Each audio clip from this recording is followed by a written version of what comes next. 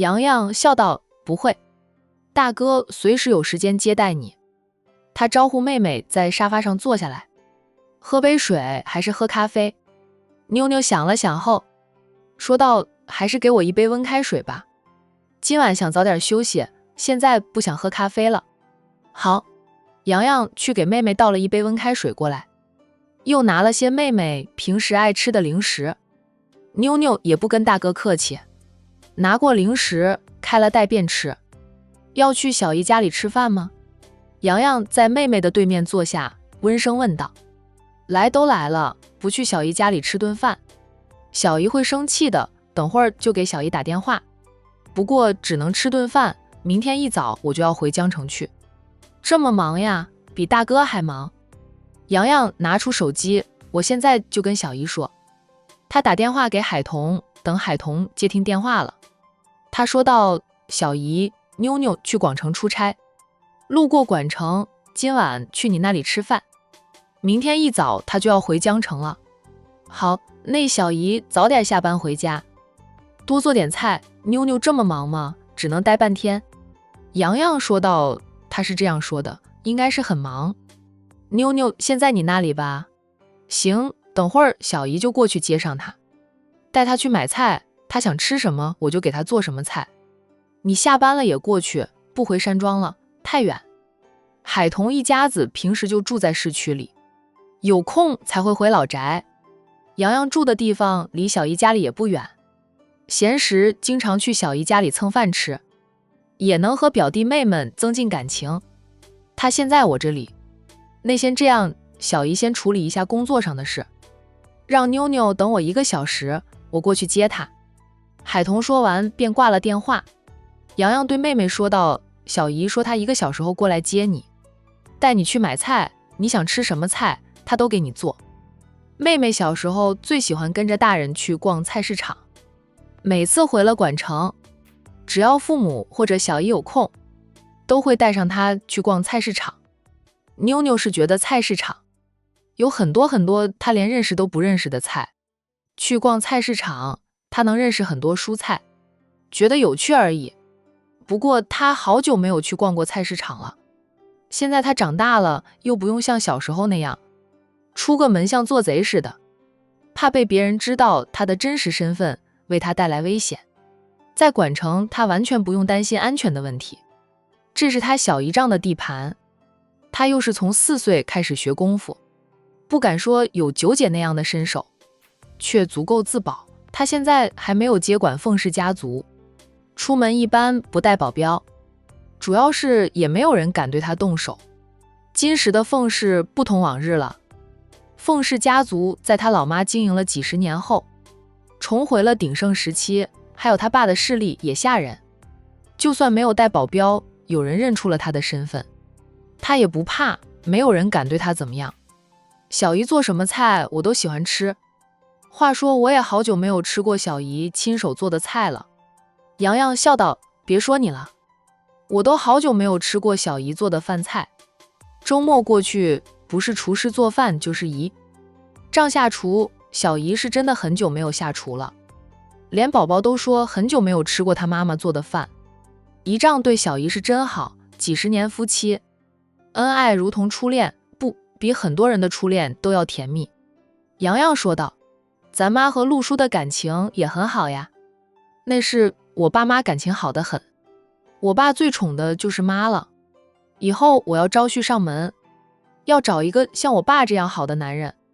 妞妞是知道自己以后需要招婿上门的，父母早就开始帮他留意江城或者临近城市的那些青年才俊，挑的都是家里有2兄弟的。父母说只有1个儿子的家庭，一般不会同意儿子入赘的，但又不能太差劲，像那些2世祖是被排除在外的，不敢奢求找一个像他爸那么有本事的，但至少也要有点能力，能力又不能太强，太强了父母担心他驾驭不了对方，对人品的要求也很高。目前父母都还没有找到合适的人选，他自己也会留意，从小就知道自己的使命。妞妞不像哥哥姐姐们那样说不想太快结婚生娃，他是盼着能早点找到合适的另一半，结婚生女，完成他身为凤家接班人的使命，就可以安安心心的赚钱养家了。哥会帮你留意一下的，有人品好，能力不错，家里父母长辈都开明的，就给你介绍。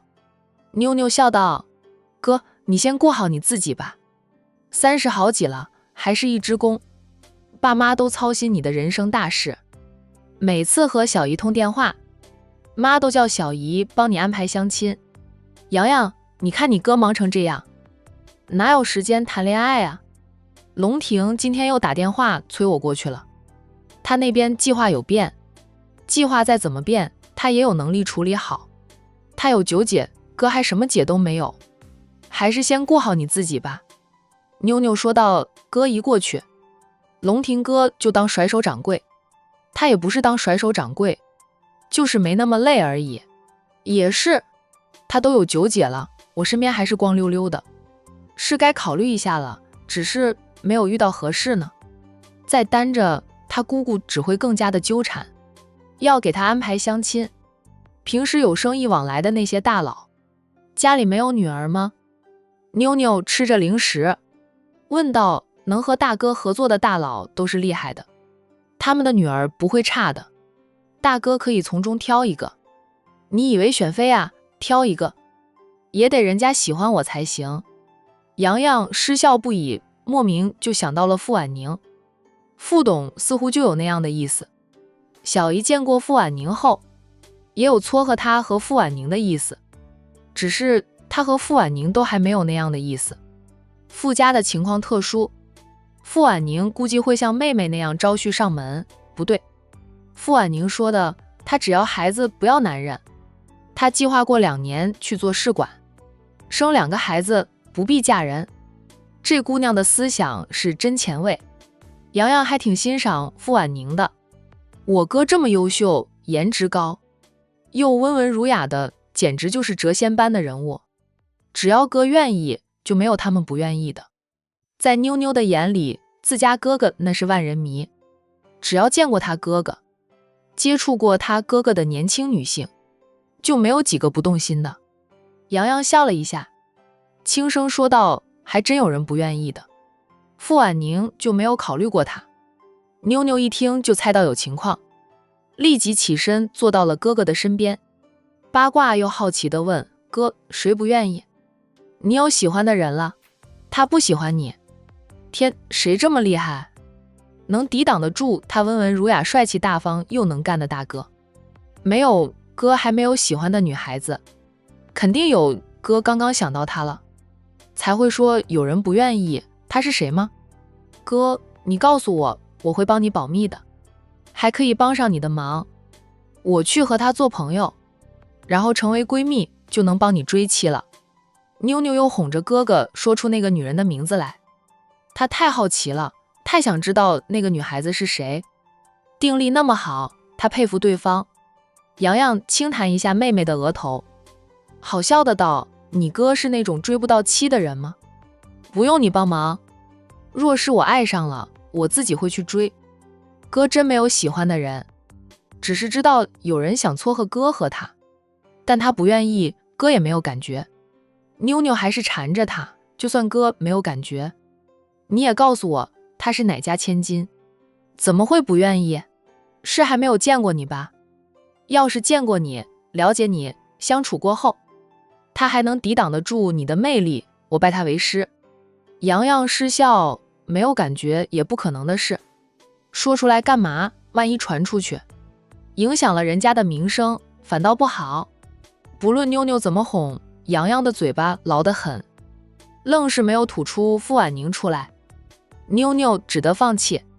她陪着哥哥闲聊了片刻后，便对哥哥说道，哥，你先忙，我在你公司随便走走。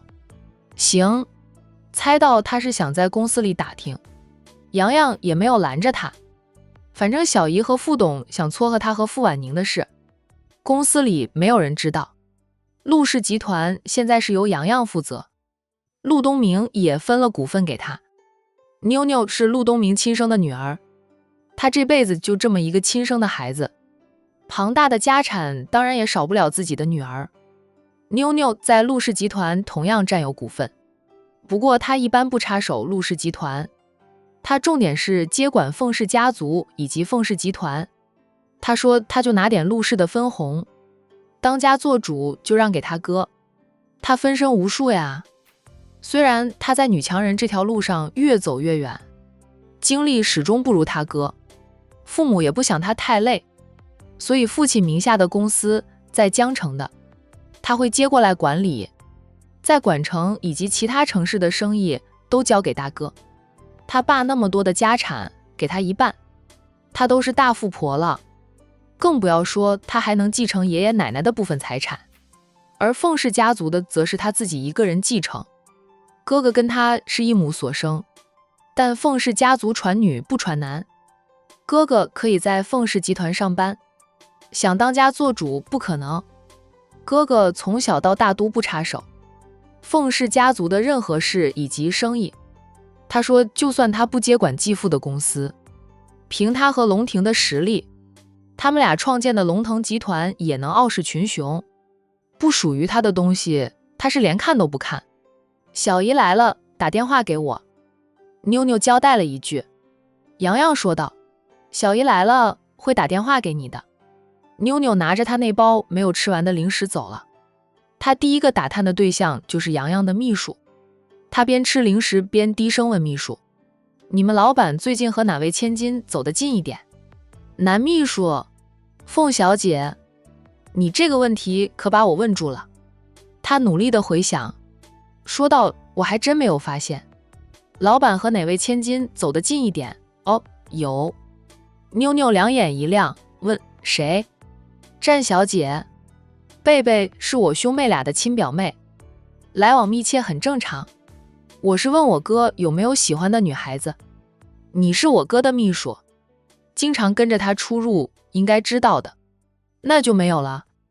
老板没有和年轻的女性来往密切，跟公司有合作关系的有来往的那些女性，99%都是上了年纪的，比老板大10几20岁，甚至是奶奶级别的。妞妞很失望，就没有年轻一点的。那些大佬没有女儿、妹妹、孙女吗？有呀，他们也会带着女儿或者孙女过来见见世面，不过跟老板接触不多。秘书笑着对妞妞说道，凤小姐，老板若是恋爱了，不会瞒着你的。老板那么疼你，你们兄妹俩应该没有什么大秘密。老板就是个妹控，特别疼爱妹妹的人，就连表妹都疼爱至极。我知道我哥若是恋爱了，肯定会告诉我。现在他还没有恋爱，我就想知道有没有年轻的女孩子和他来往稍微密切一点的，看看有没有戏。我哥都30好几了，我爸妈着急抱孙子。秘书摇头，那还真没有。妞妞想了想，换了一种问法，那有没有年轻的女孩子见到我哥，不会两眼放光，无视我哥个人魅力的？秘书想了好一会儿，不是很确定的答道，副总不知道算不算。副总？哪个副总？东城富氏集团的副总，是个女的，年纪在28、9岁，比老板小一点。前段时间我们公司和富氏谈成了合作，副董带着副总过来签合同，在管城逗留了2、3天，老板全程陪同，看老板和副总相谈甚欢。不过副总不像其他女孩子，见到老板就被老板迷住，他看老板的眼神有欣赏，但是单纯的欣赏，没有其他想法。在我看来，副总是不受老板个人魅力影响的女孩子。妞妞停止了吃零食，连忙问，副总长得漂亮吗？很耐看，不是那种让人一眼惊艳的美人。秘书摇头，副总不属于那种特别惊艳的美人，但她很耐看，越看越觉得她很漂亮的那种耐看。我哥跟她相处的怎么样？东道主招待贵客就那样。周阳陪着富家爷孙到处玩的时候，秘书没有跟随，他并不知道周阳和傅婉宁相处得很融洽。他见到傅婉宁时是2家公司签了合同，自家老板作为东道主请客吃饭，宾主尽欢。妞妞哦了一声，猜到了大哥嘴里的那个。不愿意的女孩子就是傅婉宁。秘书，你先忙，我到处走走。妞妞又晃走了，反正问到了她想知道的事，她就在公司里随便逛逛，也顺便了解一下公司的近况。